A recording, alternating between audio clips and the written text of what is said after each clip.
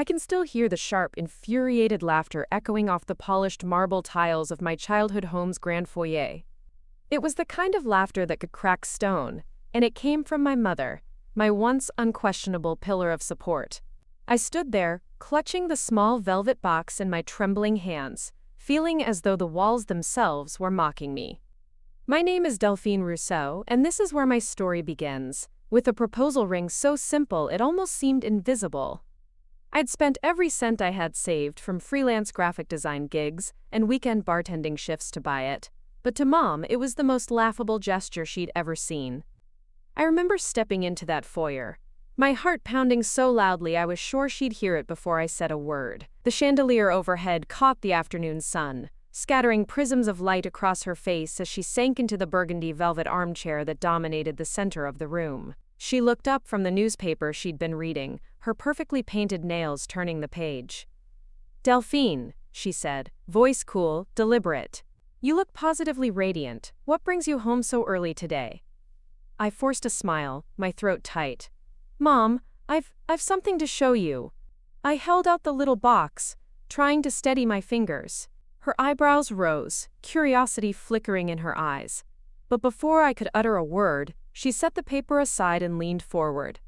For a moment, hope blossomed in my chest. But then, slow as a guillotine, she opened the box. Inside lay a delicate ring, a single, unassuming rose-cut diamond set on a slender band of ethically sourced white gold. It wasn't much, but to me it symbolized years of hard work, late-night hustle, and an unwavering belief in love. Mom laughed. It started as a soft, incredulous chuckle that grew into full-throated hilarity. The sound ricocheted around me as she covered her mouth, her eyes glinting with scorn. "Delphine!" she gasped between peals. "Is this a joke? A child's trinket from a carnival stall? My dear, have you no sense of propriety?" I felt my cheeks burn. I wanted to explain. The limited edition artisan shop. The payment plan I'd negotiated. The hidden blockchain ledger that secured the provenance of every gram of gold. But her laughter cut me off. "Oh, darling," she said, still giggling, "I know you're always so independent, but this is pitiful." She shook her head, tapping the ring with a Dior manicured fingertip. "You deserve so much better." I closed the box, my heart shattering.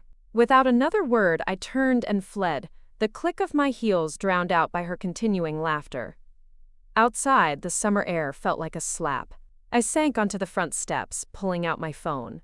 My fiancé, Magnus, would be waiting at the cafe around the corner. I couldn't let my mother's ridicule poison this moment.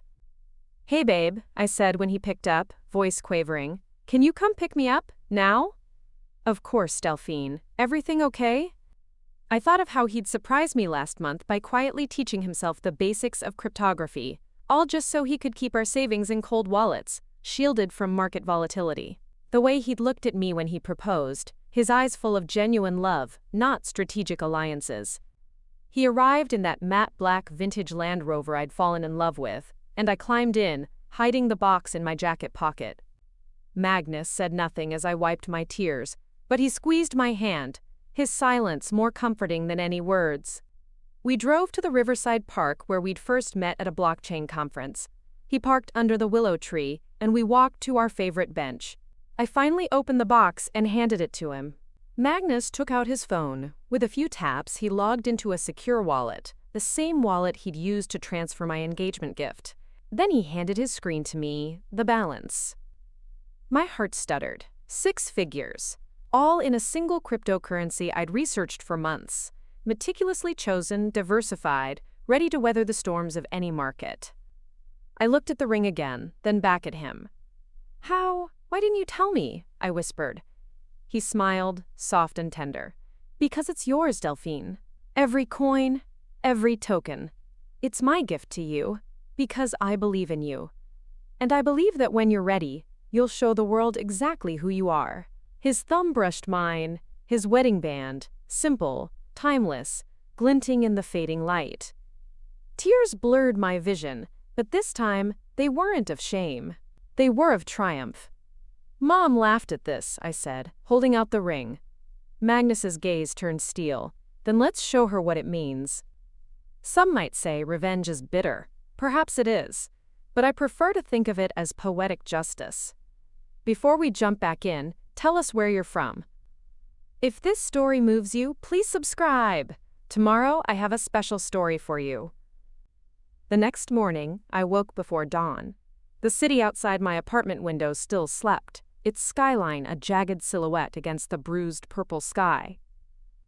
Magnus lay beside me, his hand resting on my hip as if anchoring me to this moment, this fragile calm before the storm I knew I would have to walk into. I eased out of bed, careful not to wake him. My laptop waited for me on the small dining table, open to my crypto dashboard.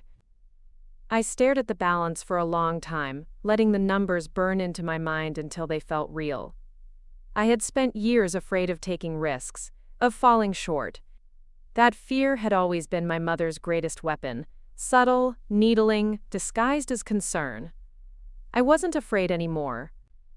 I made coffee, the kind we could barely afford during our first months together. Cheap grounds, a battered French press that dripped more than it poured.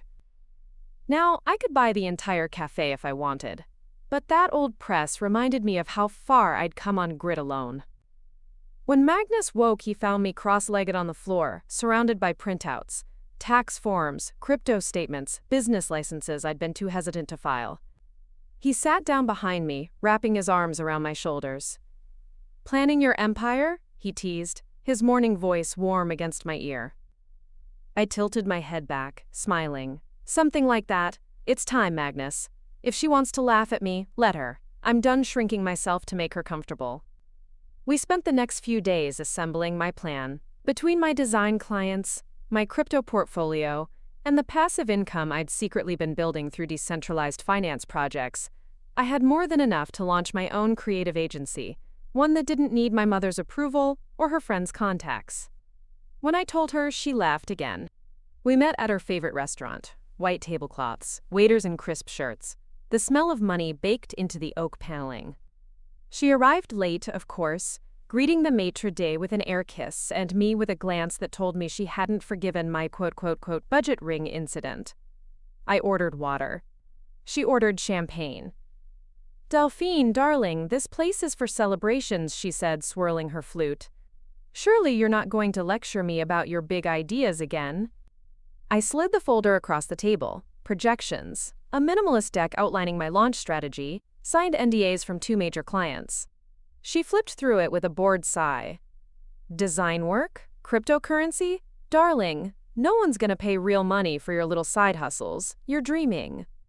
I watched her face as I told her about my seed funding, about the investors who'd reached out after I posted my latest portfolio, about the online community I'd built, thousands of followers ready to buy whatever I released next.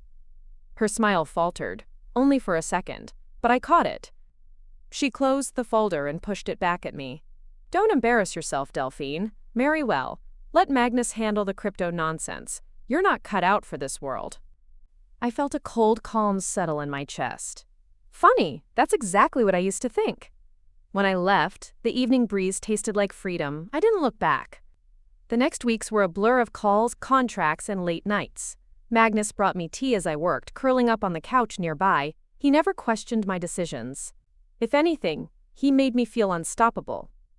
One night, after another brutal meeting with a new client who tried to talk down my fees, I sat in the dark, staring at the city lights outside our window. Magnus slipped in behind me. "Second thoughts?" he asked. "No," I said, just remembering how she laughed. "It still echoes sometimes, but it doesn't hurt anymore. It fuels me." He kissed my temple. "Good, because tomorrow you're meeting with Gabriel Sterling." I blinked. "The Gabriel Sterling? VC Gabriel Sterling?" Magnus nodded, grinning. "He wants in. Says you're a risk worth betting on." I laughed then, a soft, disbelieving sound that startled even me. My mother's laughter had always meant I was small, but mine? Mine meant I was growing too big for her box. Sterling turned out to be everything the stories said, shark-like, charming, mercilessly direct. But he respected my numbers. He read every line of my projections, asked the hard questions, and didn't flinch when I pushed back. At the end of our meeting, he leaned across the table. "You know your mother called me, told me not to waste my money." Of course she did. "And yet, here you are," I said, forcing my voice to stay steady. He grinned. "And here you are, ready to prove her wrong. I like that. I'm in for $250,000, more if you keep hitting milestones." When I told Magnus that night, he lifted me off the ground, spinning me around our tiny living room until I squealed. But the real victory came 3 weeks later. A letter arrived in my mother's perfect cursive, a formal invitation to her annual garden gala, a spectacle she hosted every year to parade her connections. I hadn't been invited since I was 20. At the bottom, a note in her small, dismissive hand. "Perhaps you'd like to show your friends you're still part of the family. Do dress appropriately." I almost tore it up. Almost. But Magnus stopped me. "Go," he said. "Show her what appropriate really looks like." So I did. On the night of the gala, I wore the simplest gown I could find. Midnight blue silk, no jewelry except for the ring she mocked, and the slim, cold wallet chain around my neck, hidden beneath my collarbone. My real wealth wasn't something she could see on my wrist or neck. It was an entire digital empire humming beneath the blockchain. She greeted me with the same tight smile she'd used my whole life, but I saw the flicker of surprise in her eyes when I stepped through the ivy-draped archway. Magnus followed a step behind me, calm, steady, the perfect counterweight to my storm. I spent the night smiling at people who used to look through me like glass. I watched her watch me, her champagne flute trembling just slightly as I spoke with Gabriel Sterling in full view of everyone. Each handshake, each subtle nod of respect, was another nail in the coffin of the story she'd written for me. When the evening finally ended, she cornered me by the fountain, moonlight turning the water silver. "You've changed," she said, her voice too sweet, too controlled. "No," I replied, "you just never saw me properly." She glanced at my hand, at the ring she'd ridiculed, and then at Magnus, who was talking with Sterling near the garden gate. "This little show won't last forever, Delphine." I smiled. "No, but my wallet will." Her eyes narrowed. "Don't test me." I stepped closer, so close I could see her flawless makeup, the faint lines time had etched around her mouth. "Too late," I said. "You already did." And I walked away, the soft click of my heels louder than her silence. This was just the beginning. If the garden gala felt like a battle won, the weeks that followed felt like an entire war still unfolding. Back in our modest flat overlooking the Thames, Magnus and I spent every spare moment drafting contracts, finalizing branding kits, and fielding calls from early clients who'd once ghosted me when they thought I was just a girl with a hobby. I started my mornings with a ritual. I'd wake before dawn, pour cheap black coffee into a chipped mug, and sit by the window with my laptop warming my thighs. Each sunrise felt like proof I could outgrow her shadow. Each tiny rise in my portfolio made my heartbeat steady, like the hum of servers locked in some server farm halfway across Europe. Secure, untraceable, unstoppable. My mother's voice was never far, though. It found me in passive-aggressive text messages. "I hope you're not embarrassing yourself," she'd write, as if she hadn't embarrassed me enough for a lifetime. It echoed when old family friends sent me polite, skeptical emails. "If you ever need advice on proper investments, dear, your mother says you might be lost." They didn't know. They couldn't know. I still remember the afternoon Magnus and I signed the lease on our first proper office. It was tiny, one dusty floor in a half-empty building in Shoreditch, but it was ours. The keys jingled in my hand like a promise. I stood in the middle of the scuffed wooden floorboards, my boots leaving faint prints on the dust, and I felt my chest expand with something I hadn't felt since childhood. Pride. Gabriel Sterling called that night. His gravelly voice came through the speaker while Magnus massaged the tension from my shoulders. "Good work, Delphine," he said. "I've got a few contacts in New York, small startups, edtech mostly, hungry for fresh design and crypto-savvy marketing. Think you can handle the time difference?" "We won't sleep for a month," I said, laughing. "Good, that's how you know you're alive." We didn't sleep. The days blurred into nights, and the nights into 3 a.m. strategy sessions fueled by takeaway noodles, and the soft hum of servers updating our cold wallets. I remember the thrill the first time an overseas client paid me entirely in crypto. No middleman, no fees to drain my work dry. Just pure, direct value, zipped through cyberspace into a vault only I could open. One night, well past midnight, I stood on the fire escape outside the office, the London skyline wrapped in mist. Magnus joined me, arms around my waist. "Think she knows?" he asked. "She knows enough to be worried," I said. "She's always known who I could be. That's why she fought so hard to keep me small." We stood there a while, the city humming beneath us. Somewhere deep in the concrete and glass, my mother sat in her penthouse, surrounded by gilded things she hadn't earned herself. Maybe she was sipping her late-night tea, whispering to herself that this couldn't last, that I'd come crawling back.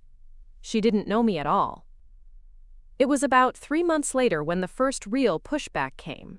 A lawsuit. A client who claimed we'd stolen their intellectual property, a baseless claim, but the sort of thing that could ruin a new agency if handled poorly.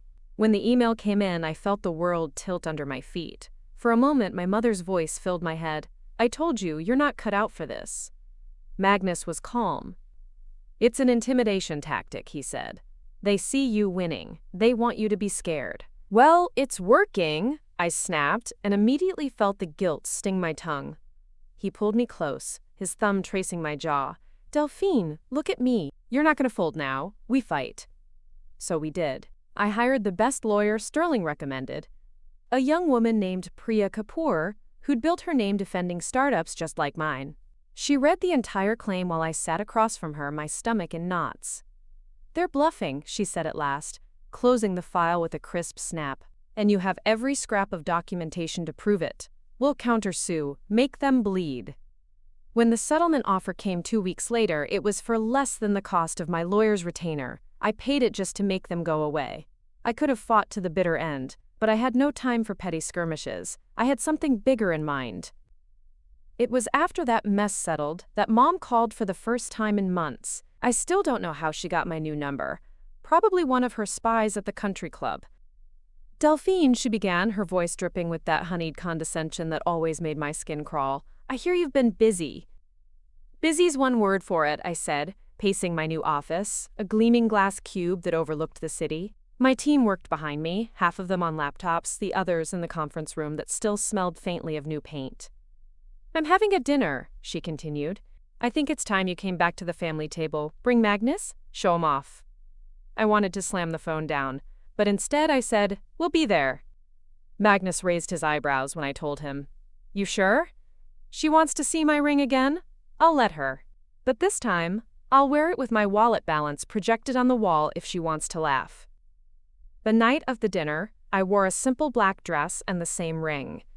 Magnus looked devastating in his charcoal suit, his hair slicked back just enough to make my mother's friends do double takes. The house was the same, cold marble floors, stiff back chairs, and art I'd once pretended to admire.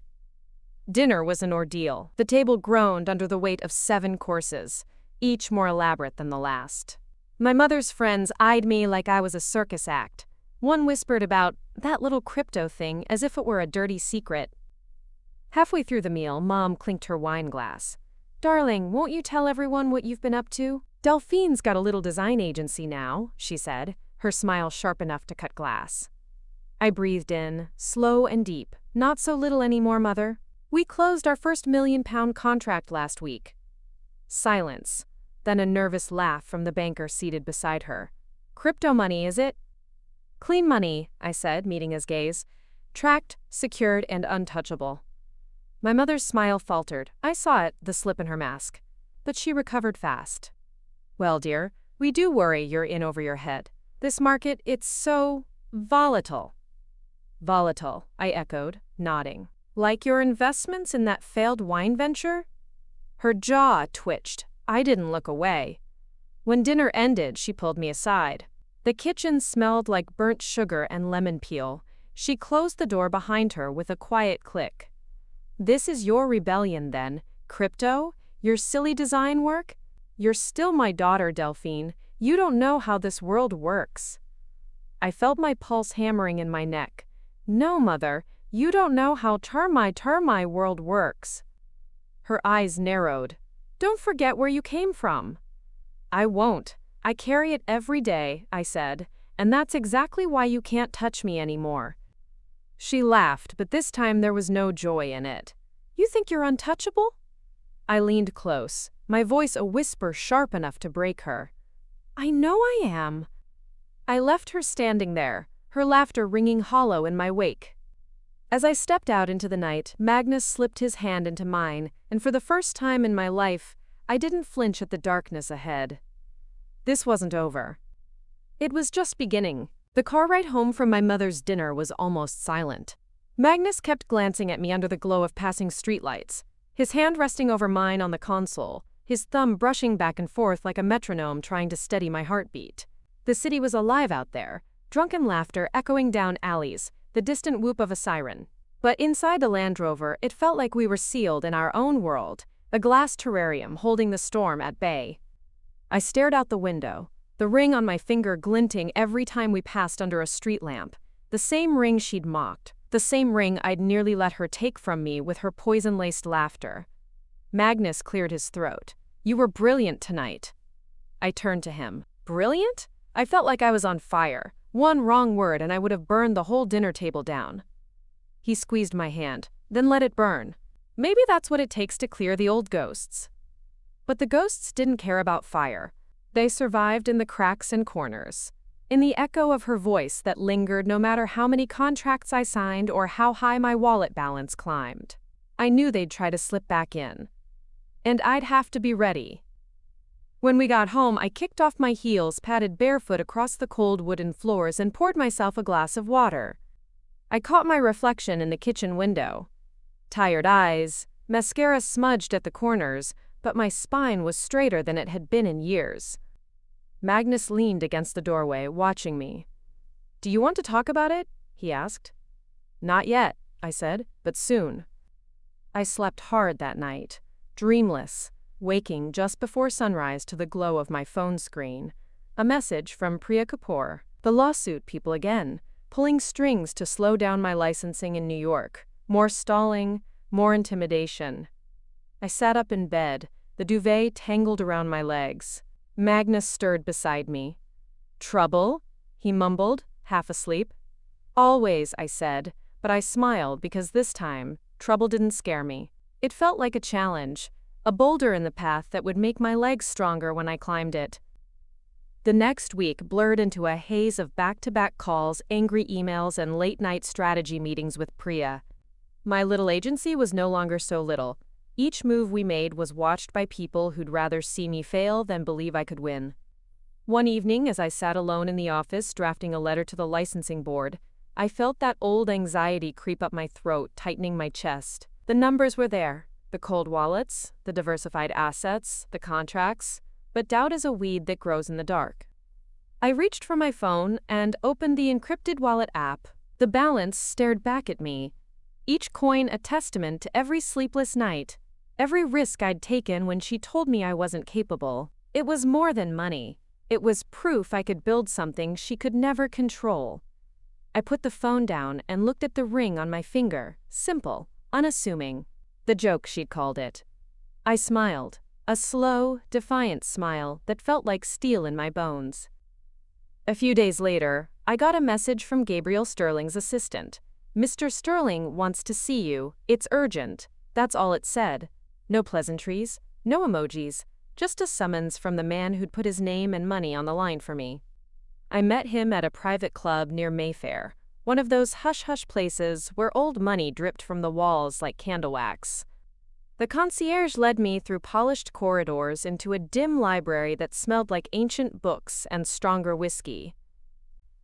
Gabriel sat by the fireplace, his phone in one hand, a glass in the other. He didn't rise when I entered. He just nodded at the chair across from him. Delphine, he said, voice gravelly, sit. I sat, crossing my legs to hide how they shook. He watched me over the rim of his glass, eyes glittering like a predator assessing a rival. There's chatter about your mother, he said. Word is, she's been sniffing around your clients, making calls, planting doubts. I felt the blood drain from my face. What does she want? He raised an eyebrow. What she's always wanted, control. I clenched my fists in my lap. She can't touch me. The contracts are bulletproof. The crypto's locked down. Contracts are paper. Paper burns, he said, and reputations? Easier to torch. I thought of my mother's voice, soft and insidious. This won't last forever, Delphine. Gabriel leaned forward, his shadow flickering in the firelight. So the question is, how far are you willing to go to stop her? I met his gaze without blinking. As far as I have to. He smiled then, a slow, cold curl of his lips that told me he believed me. Good, because I have a feeling the real fight's about to start. That night, I called Magnus from a black cab, the city lights blurring through the rain-spattered window. She's trying to ruin me, I said. I don't know how, but she's coming. His voice was calm, steady, the bedrock I needed. Then we get ahead of her. I got home and found him at the kitchen table, my laptop open, pages of notes spread around him. He'd been waiting, planning. Delphine, he said, pushing a mug of tea toward me, if she wants a war, let's give her one she can't win. I sank into the chair opposite him, the ring on my finger tapping against the ceramic mug. I looked at my husband, the man who'd put every spare penny he had into building our safety net, who'd stayed up late teaching himself blockchain so no one could touch what we built. He wasn't just my partner, he was my shield. We worked through the night. By dawn, we had a plan. It started with a simple press release, one that Sterling helped me word so carefully it cut like a blade. We announced our expansion, a sister branch opening in New York, seed funding secure, investors on board, contracts signed, the kind of news that made any rumor sound petty and small. The next step was my idea. I filmed a live Q&A from our new office, me, raw and unscripted, answering questions about crypto security, client transparency, and exactly how I kept every project airtight. By the time the stream ended, our subscriber count had doubled. It didn't stop her. She pivoted. Whisper campaigns, false tips to the tax office, anything to make me flinch. But every time she moved, I was ready. Every threat was another chance to prove I was untouchable. One night, exhausted, I sat in the bath, my knees drawn to my chest, the steam curling around my hair. Magnus sat on the floor outside the tub, his back against the tile. You know, I murmured, my voice thick with fatigue. When she laughed at this ring, I thought it was the end, like I'd never be good enough for her. He turned his head, his eyes soft. And now? I looked down at my hand, the tiny diamond catching the candlelight. Now it's my reminder. Small things can hold big power. He reached over, dipped his fingers into the water and traced a circle on my knee. So can you. The next morning, an email pinged into my inbox that made my heart stop. A notice from my bank, an attempt to freeze one of my accounts, the one tied to our new licensing paperwork. Priya called before I could even process it. It's her, she said, or someone she's paying. They're trying to tie you up in audits, delay you, make you look unstable. I pressed my fingers into my temples. How do we stop it?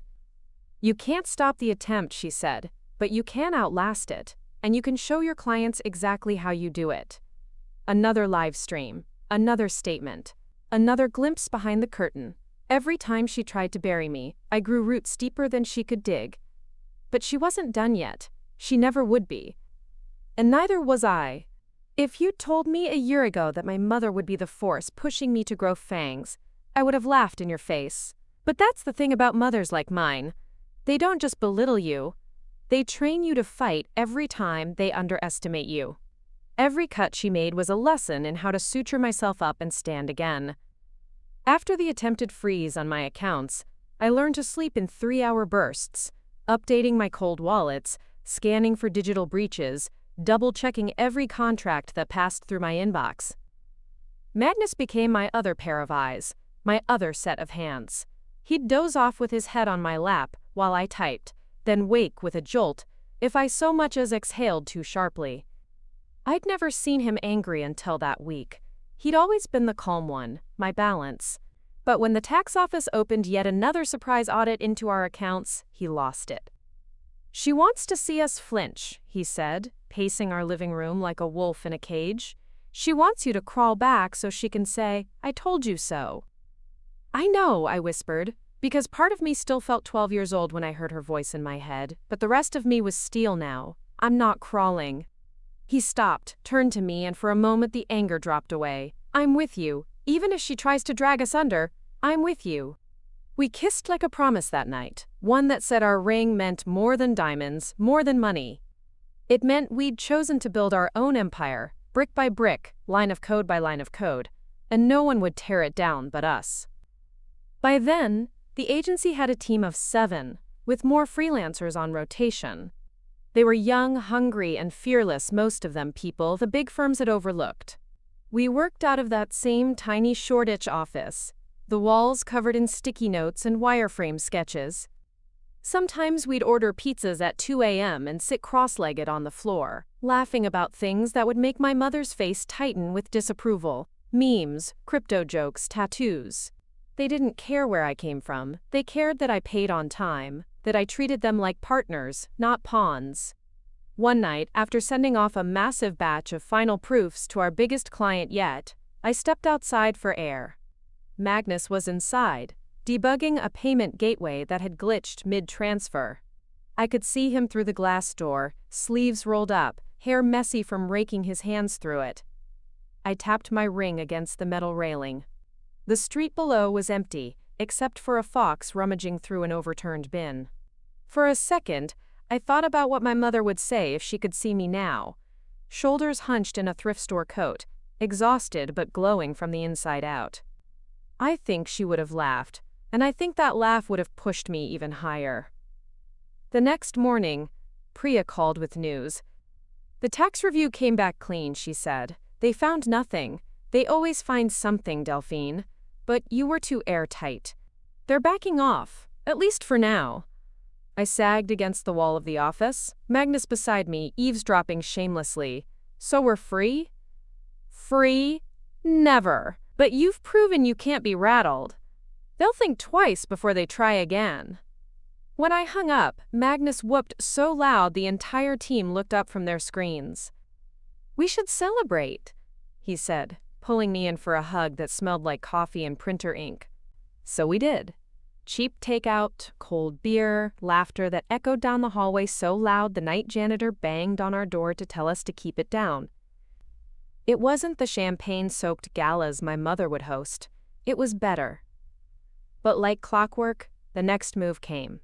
A gossip site ran an anonymous tip, some drivel about my agency being a front for crypto fraud. A hit piece, full of factual errors and half-truths that would have made me crumble a year ago.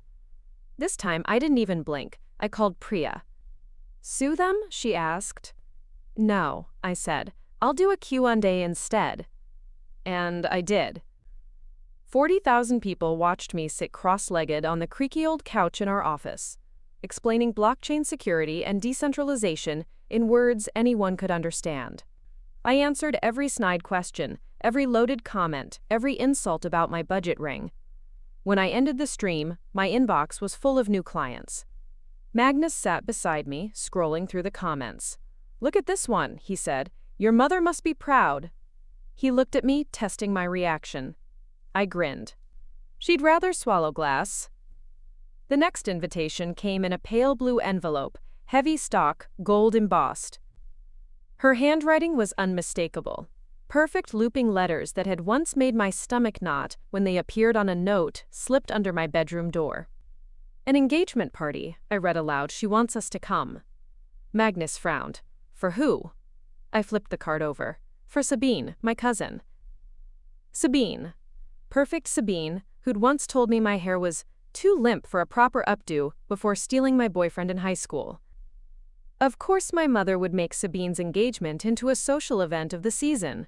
Of course she'd want me there, to remind everyone which of us had the real pedigree. We don't have to go, Magnus said. You don't owe her this. No, I said, staring at the invitation, but I owe Pime this. The day of the party, London was caught in one of those drizzles that soaked you through no matter how fast you ran between buildings. I wore a deep green silk dress and a black wool coat, The ring glittered on my finger, simple, unchanged. At the venue, I spotted her the moment we stepped inside. My mother, dressed in cream silk, surrounded by people who leaned in when she spoke. Her eyes flicked to me, a fleeting scorn passing through her perfect mask. I stood straighter. Magnus squeezed my hand. Sabine greeted us with the same saccharine smile she'd perfected at finishing school. "Delphine, it's been ages! Still doing that little crypto thing?" I smiled so sweetly it made my cheeks ache. "Yes, Sabine, and you? Still pretending you have ideas worth funding?" Her smile faltered. The people around us tittered like birds startled from a tree. The whole night was like that, a tightrope walk between old slights and new victories. My mother's barbs slid off me like oil on glass. Every time she glanced at my hand, I thought I saw a flicker of something beneath the disdain. Fear. She cornered me by the bar near the end of the night, her perfume cloying as always. "Why did you come here?" she hissed, her polite party smile locked in place for the benefit of onlookers. I lifted my glass. "To remind you I can." Her eyes flicked to Magnus, who was laughing with Sabine's fiancé across the room. "You think this lasts forever? Your silly wallets and your online fans?" "I know it won't," I said, "which is why I'm building something you can't tear down." Her nails dug into my wrist. "You think you've won?" I leaned closer, my voice silk and steel. "I'm not done yet." Before she could answer, I slipped free, found Magnus, and we walked out into the rain. I felt it then, her laughter behind me, not loud this time but brittle. It didn't echo, it cracked. We climbed into the car, soaked, but laughing. Magnus kissed my hand, the ring cold against his lips. "You did it," he whispered. I closed my eyes, the city lights blurring past the window. "No," I said, "I'm just getting started." This story took us a long time. If you like it, subscribe! Now back to the story. If walking out of Sabine's engagement party felt like a final door closing behind me, the days that followed felt like the world cracking open. Every time I thought my mother would grow tired of trying to break me, she found a new way to slip her claws into my life. But each attack made me smarter, quicker, harder to pin down. A week after the party, our agency's biggest client, a slick fintech startup that had doubled our revenue overnight, emailed to say they were considering other options. No warning, no explanation. I felt the panic rise in my chest, familiar and poisonous, whispering my mother's favorite line, "This is why you shouldn't dream so big." But this time, I didn't freeze. I called them myself. I asked for the real reason. I wanted to hear it, raw and unvarnished. "Your mother reached out," the CEO said, his voice low. "Said you're under investigation for fraud. That you're leveraged up to your ears, your crypto is unstable, your portfolio is a house of cards." I almost laughed. "And you believed her?" He sighed. "We didn't. Not entirely, but the whispers make investors nervous. We need assurances." "You'll have them," I said, my tone like a blade. "And then you'll see exactly how stable I am." I spent that night drafting a blistering transparency statement, line by line, while Magnus sat beside me, cross-referencing every figure with the cold wallets. By dawn, I had a document thicker than my mother's guest list. Proof of funds, tax clearances, chain of custody reports on every coin. It was so airtight that Sterling called me just to say, "Remind me never to bet against you." The client stayed. In fact, they doubled their retainer. I framed the email confirmation on my office wall, right above the ring box she once sneered at. By spring, our agency had grown so fast that our tiny Shoreditch space felt like an old coat, 2 sizes too small. We signed a lease on a converted warehouse, exposed brick, high ceilings, a battered freight elevator that creaked like a secret. I loved it. It felt raw, unfinished, alive. A mirror of me. I hosted our first team town hall there, standing on an old wooden crate because we didn't have enough chairs yet. "This is our space," I told them, my voice echoing off the steel beams. "This is where we prove we're not a fluke. This is where we outwork everyone who laughs at us." They cheered. And I thought, maybe I'm not just running from her anymore, maybe I'm running towards something. But no sooner did we hang the new sign on the front door than the next hit came. A client. An insider leak. Someone had sold parts of our design templates to a rival for pennies, hoping to poison our reputation. When I found out, I sat in the dark with my laptop open, the trader's name blinking back at me from a bank statement Priya had traced. It was like seeing my mother's fingerprints in the smear of betrayal. Her method was always the same: sow doubt, split loyalty, make me question who I could trust. Magnus found me there hours later, my fingers frozen above the keyboard. He crouched down, his hands on my knees. "Delphine," he said, so soft it almost broke me. "Look at me." I did. The room was dim except for the laptop screen, casting us both in cold blue light. "We'll cut it out at the root," he said, "like you always do." I fired the leak that night. I wrote the email myself, short and final. "Your services are no longer required. You'll find no room here for snakes." Then I went live. Another Q&A, another lesson. I didn't hide the breach. I turned it inside out, showing every freelancer, every client exactly how we protected data, how we traced the betrayal, how the system worked because of, not despite, our transparency. Spite. Each time she tried to bury me, I made it a stepping stone. Each time she tried to humiliate me, I made it an asset.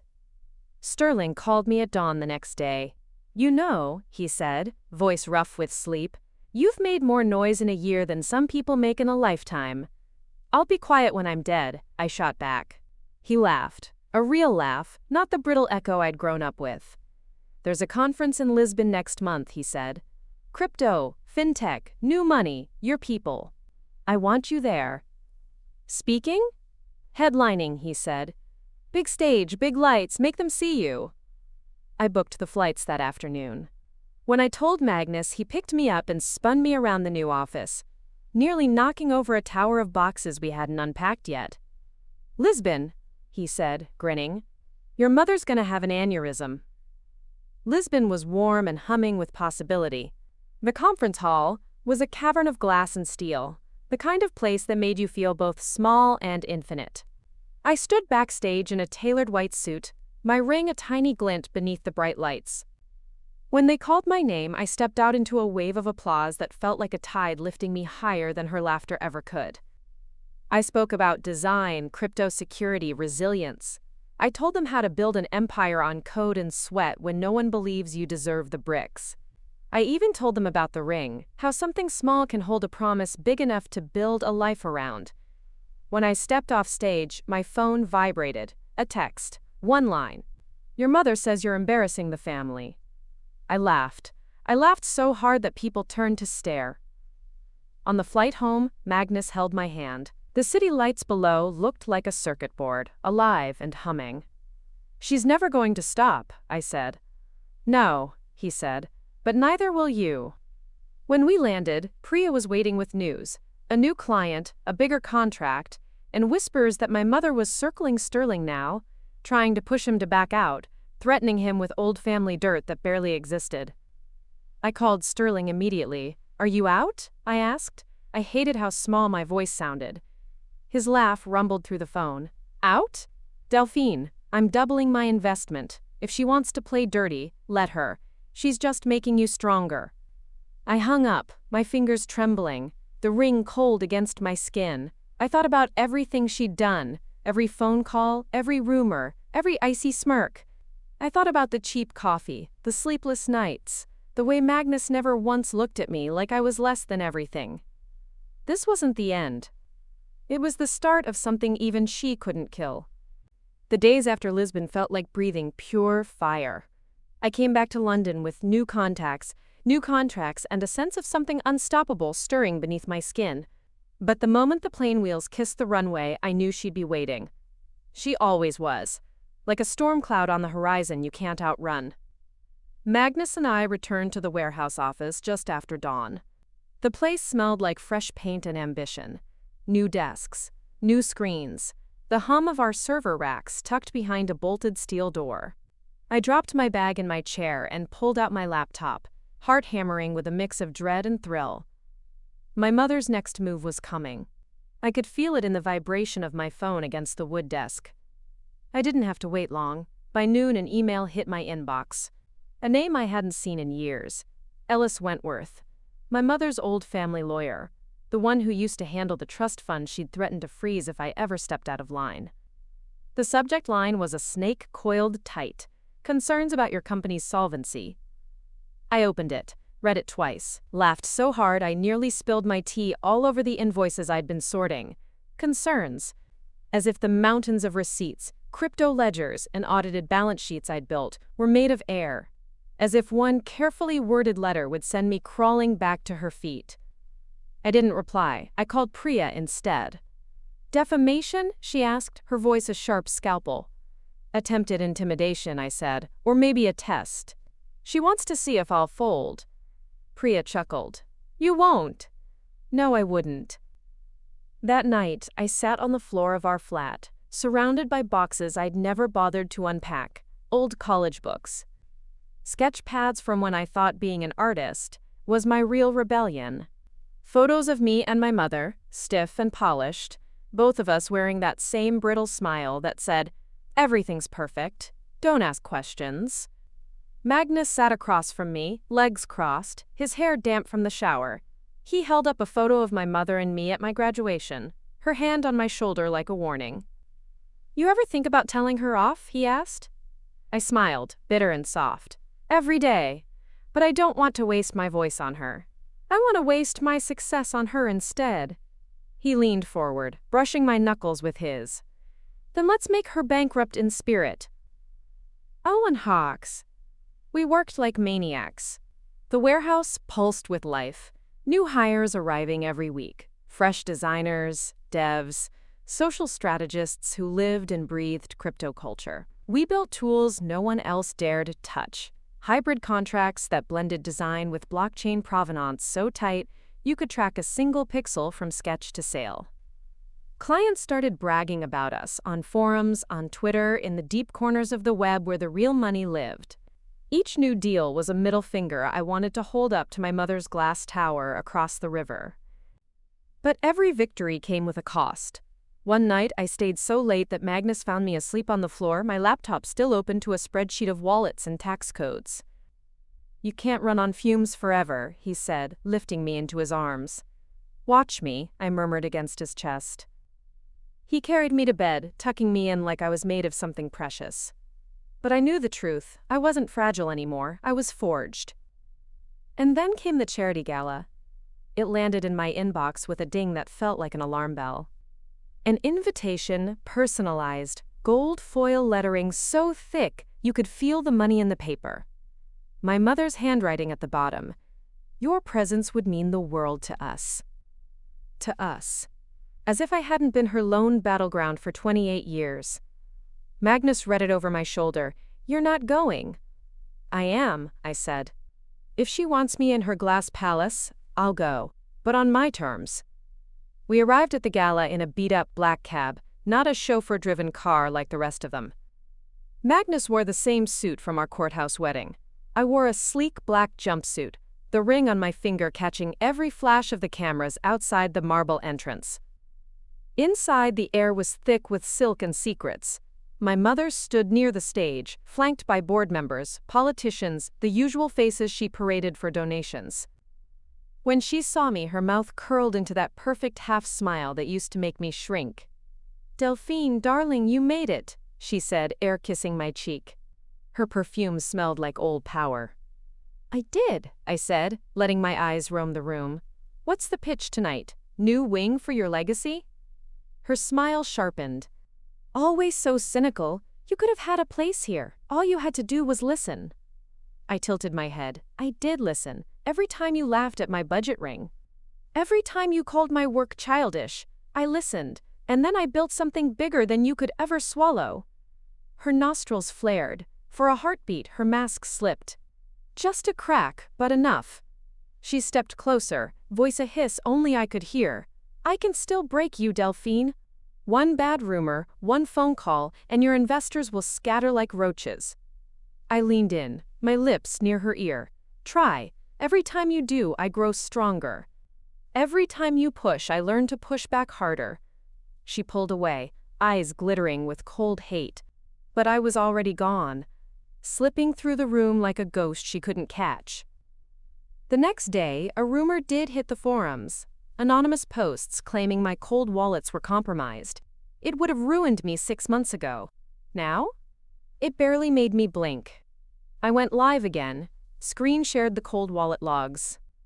Explained the security chain in language so clear even my mother's oldest donors could follow.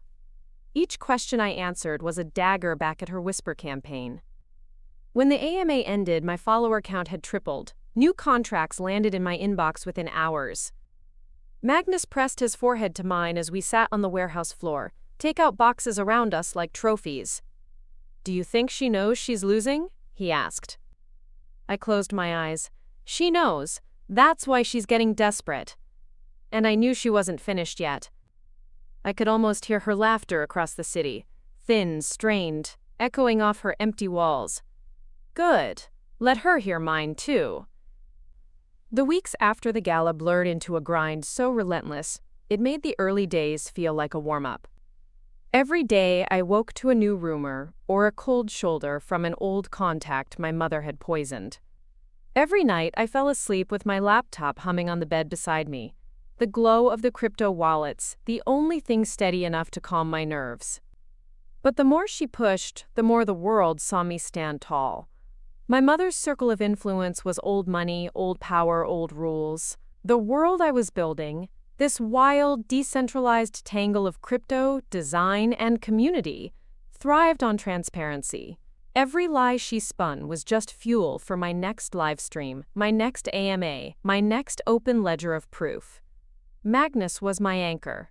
Some nights, when the weight pressed too hard on my chest, I'd wake to find him on the balcony outside our bedroom, wrapped in a blanket, phone in hand, eyes scanning for the next threat. He'd look up, catch my stare, and nod like we were soldiers standing watch over the same battlefield. One drizzly Thursday morning, the letter came, delivered by courier, no return address.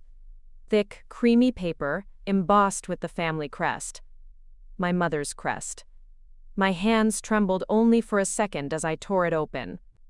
"You're invited to a private brunch, family only.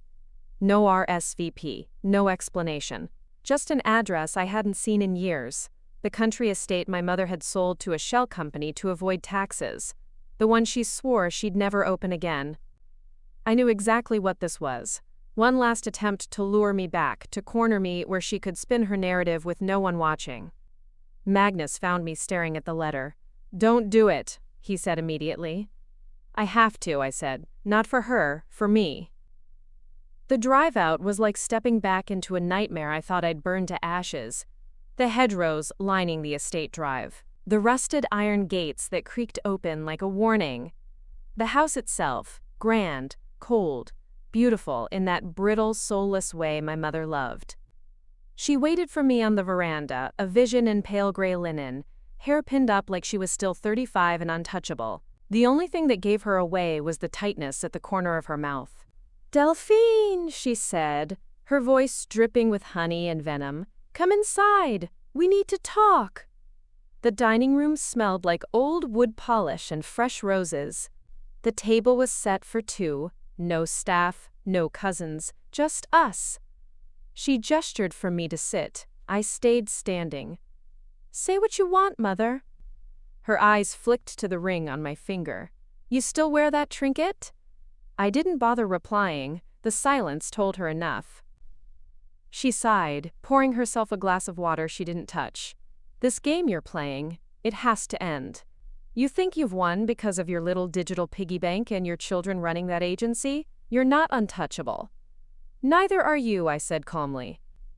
She leaned forward, eyes flashing. "I made you. Every door you ever walked through I opened. I can close them again. You didn't make me. You taught me what not to be." Her hand clenched around the glass.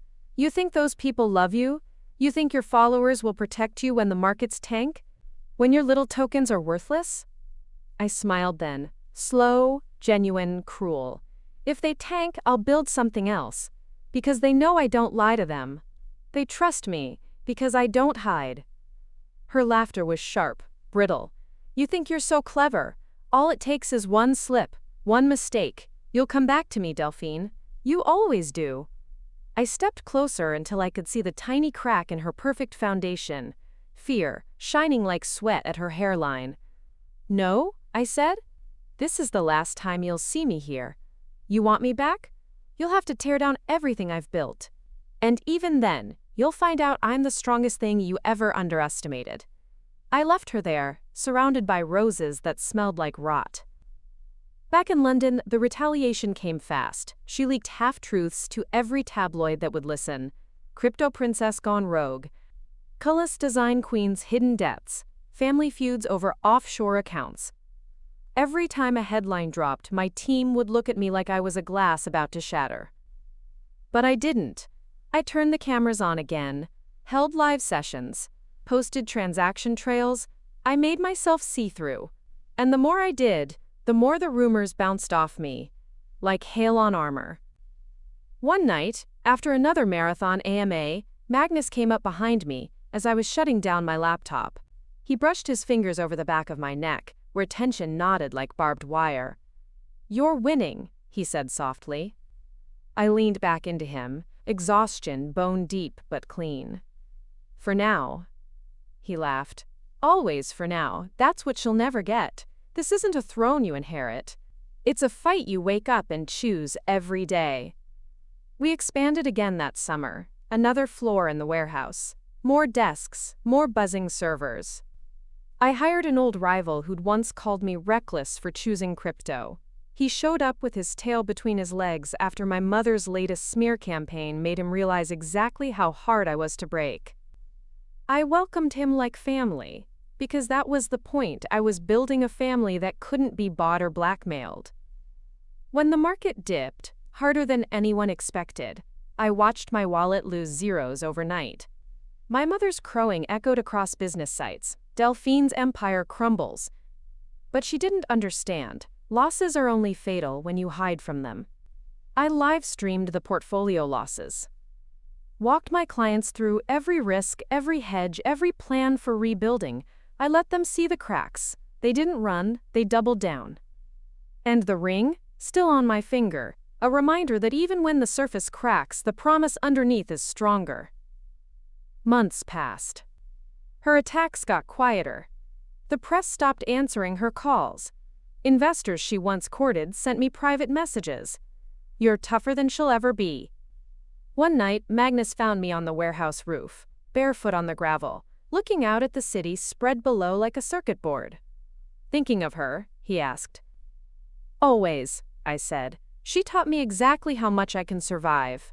He slipped his arm around me, the wind tangling his hair. "She'll try again." I smiled, sharp and calm. "Good, let her. Every attack is another brick in the wall she can't climb."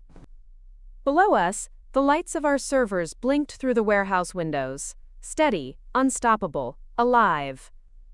And above all, the laughter that used to haunt me had been replaced by my own. The market dip that should have destroyed me turned out to be the best thing that ever happened to my agency. When the old money panicked, when their lawyers scrambled to claw back every penny, my little digital fortress stood firm. People were tired of secrets and spin. They wanted someone who'd stand on the wreckage and say, "Here's the truth, let's rebuild." And so we did. I remember the day the crypto recovered, the cold wallets humming with life again. My team was scattered around the new warehouse floor. Coffee cups everywhere, piles of design proofs, the faint smell of burnt toast from the break room. Magnus was pacing near the windows, phone pressed to his ear, negotiating a contract that would triple our reach in the States. I sat cross-legged on the concrete, laptop balanced on my knees, my ring tapping against the keys. The balance flickered, then jumped. A surge so sudden it made my pulse stutter. 6 figures. 7. More. Each zero a blade turned back on the woman who'd called my ring a joke. My phone buzzed. A message from Priya. She tried to block a payment from Sterling. He told her to go to hell. I laughed so loudly the whole team looked up. I didn't even try to explain. They knew. They always knew. That summer was a blur of travel and work. Conferences in New York, Zurich, Madrid. Every stage one stepped on, I carried my mother's sneer with me, fuel for every word I spoke. I told crowds about security, resilience, the power of showing your flaws before someone else weaponized them.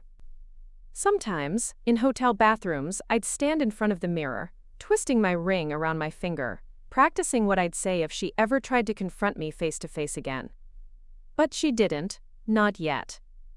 The confrontation came at Sterling's end-of-year gala, a sleek rooftop affair in London, all skyline and champagne. Magnus and I arrived late, hand in hand, my jumpsuit sharp as a blade, my cold wallet chain glinting under my collarbone. She was there, of course she was. She stood near the open bar, draped in icy blue silk, a cluster of her old guard orbiting her like dying stars. I could feel her eyes on me all night. Every time someone handed me a card, pitched a deal, clinked glasses with me, her gaze burned between my shoulder blades. When I finally stepped out onto the rooftop garden for a breath of air, she followed. "Delphine," she said. Her voice was softer now, too soft, too sweet. "I didn't get a chance to congratulate you. All this success?" I turned to face her, the city glittering behind us like a net of light. "Don't pretend you're happy for me." Her lips twitched. "No, I'm not. But I am impressed. You always were stubborn." "Stubborn enough to survive you," I said. She stepped closer, her perfume familiar and cloying. "You know it won't last. All these coins, these followers, they're fickle. One mistake, one slip." I cut her off. "Then I'll build it again, and every time you'll be just a little smaller." Her eyes flashed. "You think you've won, standing here with your little ring and your digital treasure chest." I held up my hand, the ring catching the garden lights. This is everything you hate, Mother. Small but unbreakable. You mocked it, and I made it my shield." She reached for my wrist, but I pulled back. "Don't. You can't touch me anymore." She laughed, a sharp bark that made the roses tremble on their stems. "I made you, Delphine." "You made your ghost," I said, my voice low, "but I raised myself." Before she could answer, Magnus stepped out into the garden. His presence was all it took. She saw him, saw the way he looked at me like I was more than her legacy, and she knew she'd lost. She turned and fled inside, her silk train brushing dead petals from the path. That night, back in our flat, Magnus poured 2 glasses of cheap red wine and sat cross-legged opposite me on the bed. He raised his glass like a toast. "To ghosts that die screaming," he said. I clinked my glass against his, the ring cold and solid against my skin. After that night, it got quiet. Not safe, never safe, but quiet. She retreated to her fortress of old money and cold marble, and I threw myself deeper into the work. We built tools that other agencies swore couldn't exist. We secured patents that made venture capitalists sit up straight. We offered free courses online, teaching small creators how to protect themselves from people like her. And people came. They came because I never hid, because I'd bled in public and showed my scars, and they trusted that more than any polished lie. When the next rumor came, a whisper that I'd stolen design IP, I didn't flinch. I went live again, receipts in hand, trail mapped out, every coin accounted for. My mother must have watched from her tower, fuming that the old tricks didn't work anymore. Sometimes I wondered if she ever looked at my cold wallet balance, if she ever did the math on exactly how much her laughter had cost her. But I knew better than to think she'd admit defeat. People like her don't die of old age, they die from irrelevance, and I could see her fading, day by day, behind my screens. One morning, as the agency prepped for another launch, I found Magnus asleep on the office couch, a laptop balanced on his chest. He'd been researching new compliance updates, because the bigger we got, the more eyes turned our way. I slipped the laptop off him, kissed his temple, and whispered, "We're going to outlive her, you know." His eyelids fluttered. "You were always going to outlive her. I'm just here for the ride." The next time she called, I didn't pick up. I let it ring until it went to voicemail. I didn't listen. I didn't need to. Whatever poison she'd brewed this time would taste the same. Thin, bitter, powerless. Instead, I logged into my wallet, checked the balance, and snapped a photo of the screen. I sent it to Sterling, no caption needed. He replied with a single emoji: lock. Locked, secure, untouchable. I stood by the window that night, the city laid out before me like a promise. I twisted the ring on my finger, remembering the laughter that had started it all. Small things can hold the biggest power. And sometimes, the smallest thing is the crack that breaks the world open. I smiled. I wasn't finished yet. I always knew the silence wouldn't last. With her, it never did. My mother's power wasn't just her money or her name.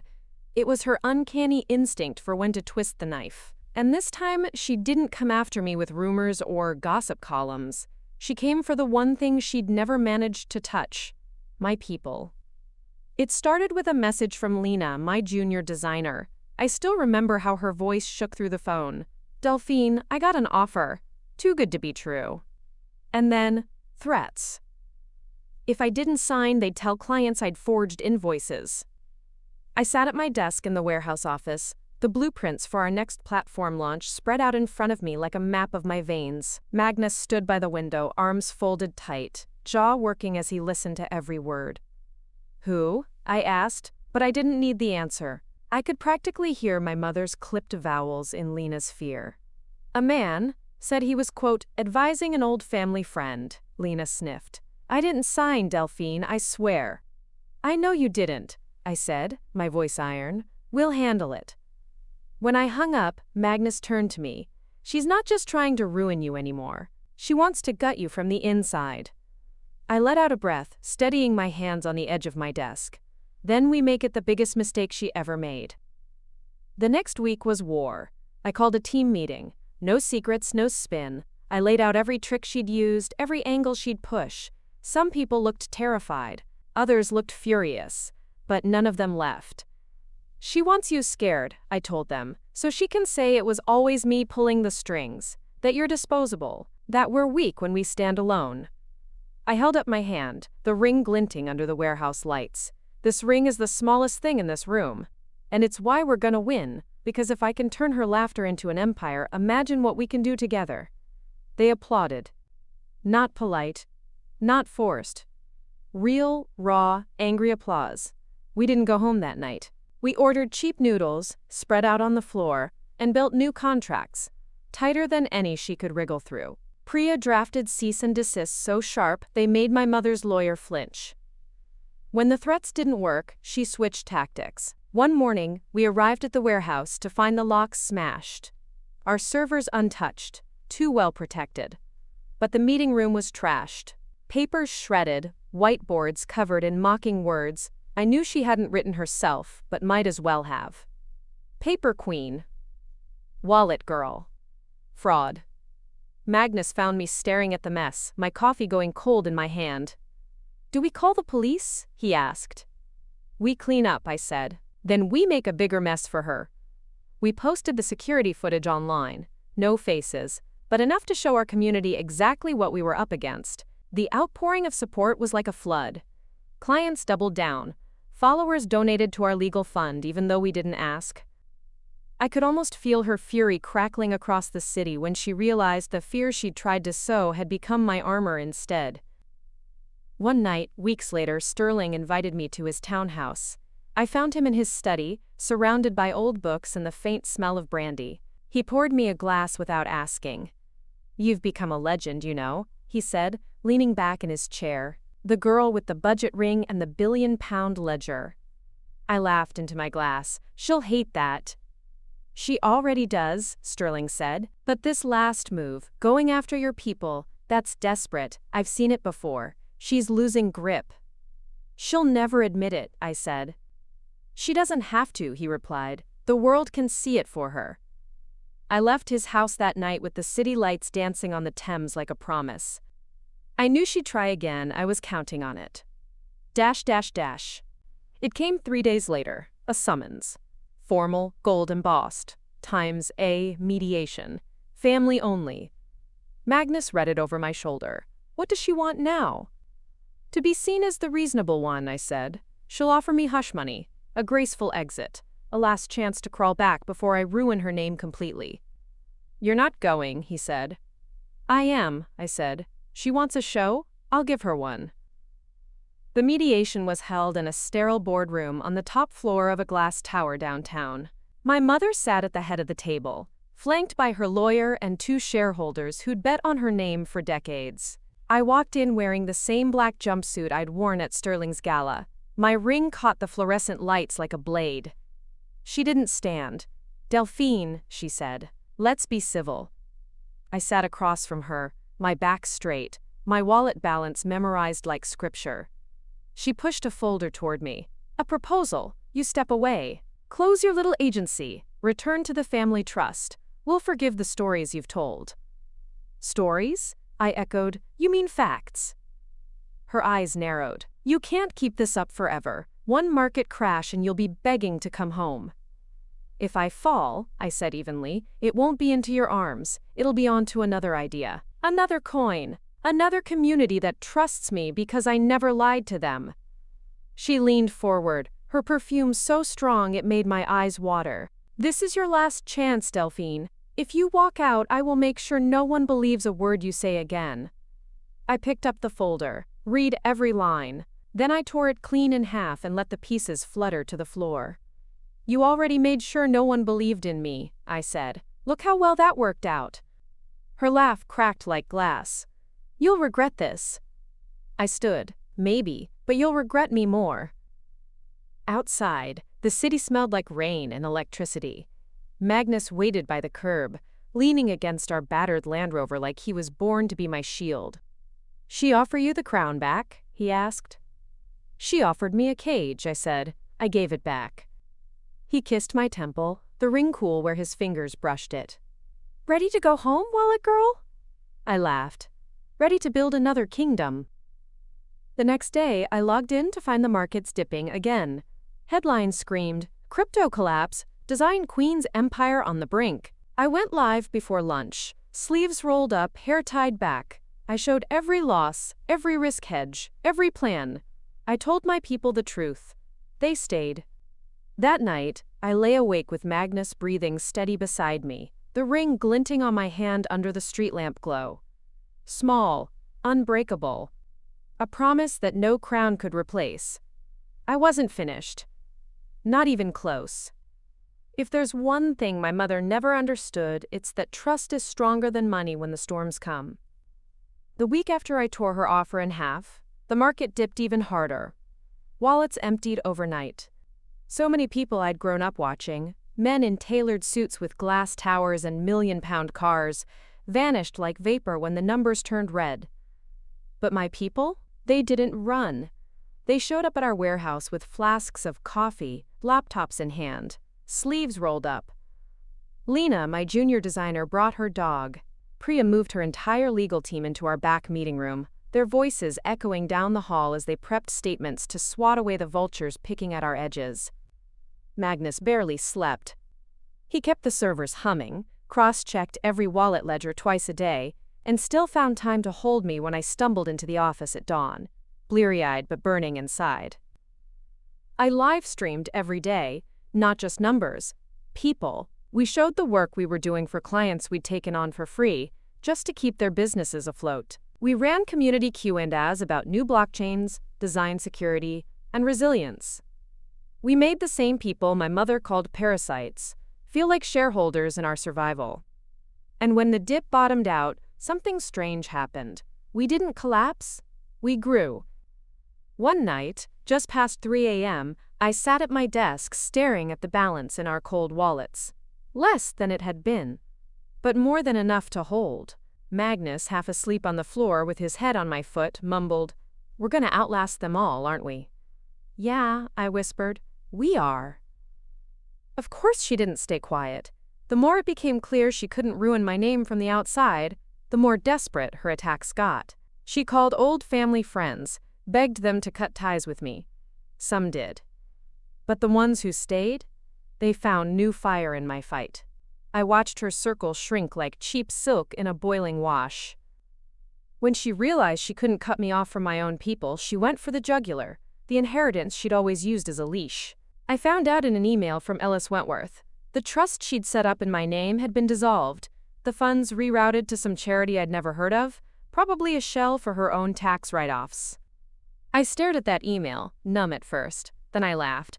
The inheritance was always her trump card, but by then I was wealthier than she'd ever imagined. Not just in crypto or contracts, but in people, in loyalty, in the quiet power of having nothing left for her to dangle over my head. I called Sterling the next day. He didn't even let me get through my explanation before he barked a laugh. "She thinks this changes anything," he said. "She just freed you. Congratulations, Delphine. You're untethered." And that's when I realized it. The thing she feared most wasn't my success. It was that I'd learned to thrive on my own terms. That the daughter she'd tried to mold into a trophy had become a mirror she couldn't stand to look at. Months passed. The market crawled back. Our agency doubled in size. We added a full-time security wing, vetted every contract, every investor, every rumor at the root. No more leaks. No more cracks for her to slip through. Magnus and I moved into a bigger flat, but I kept the old ring. I wore it to every meeting, every pitch, every stage. It became a signature, a reminder that no diamond she could buy for me would ever shine brighter than the one I'd chosen for myself. The last time she tried to pull me back, it came as an invitation, a gala at her new charity, the one she'd funneled my inheritance into. I knew she'd want me to stand beside her, silent and shiny, proof she still held my leash. I RSVP'd yes.